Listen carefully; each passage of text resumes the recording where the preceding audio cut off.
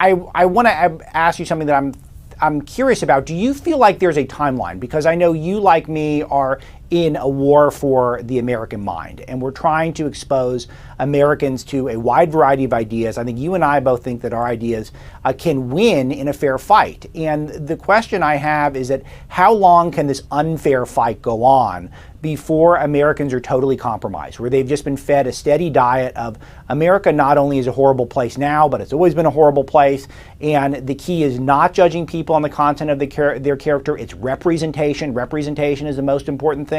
And how long could we have a society where that stuff is prioritized and legitimate viewpoints that, for example, we express at Breitbart, getting pushed either off or down the pages of these big tech platforms?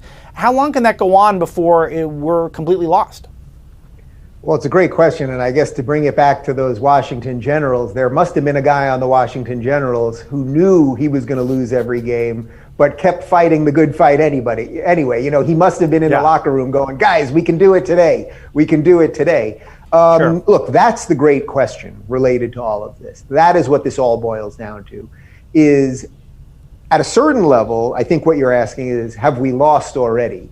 Because has the game already been fixed to the point where mainstream media, where Hollywood, where big tech, where all of it has become so corrupt, has done things to manipulate us and to hide information from us at such a high level that our ability to come back from that is gone. Now, I think someone making that argument could make a pretty cogent argument right there. The pushback on that, and the reason I would say I'm still an optimist, although a world-weary optimist on this, is that people are waking up.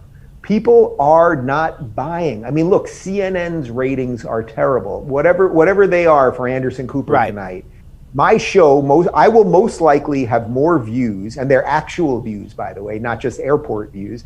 I will have more views on whatever content I put up today on YouTube than Anderson Cooper will have on CNN tonight. Now, his operation also cost millions of dollars on any given day with the amount of staff. You know, it's a little less now because of the way they're filming things, but generally speaking, you know, tons of staff and unions and all of those things. You know what I've got? I got a camera, I got my producer Michael sitting right here, and I got a computer, and we're good to go.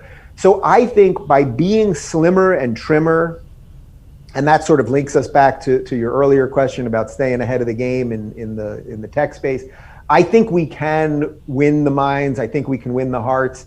The question is really, how corroded is the system? How broken is it? Right. And what will these people do? What will these people do, in effect, to silence people like us? And that is really one of the dangers of the asymmetry right now.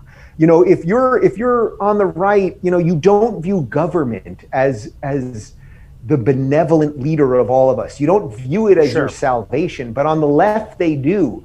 So they would love to use the power of government to silence people, where on the right, again, it's not to say nobody on the right wants to use government to silence people, but generally it's not a precept of people on the right, where government is the end all be all on the left. So they would gladly do things, by the way, like, what would they do? Well, they might send the IRS to investigate Tea Party Act groups like Obama did, right? We all know that. Right. Has Trump been investigating Media Matters or Soros-linked groups? I don't think so. You know, they kind of talk about maybe they'll do some stuff, but the right doesn't use the levers of power because they don't believe that those are the end all be all. And that asymmetry does put us at a tough spot.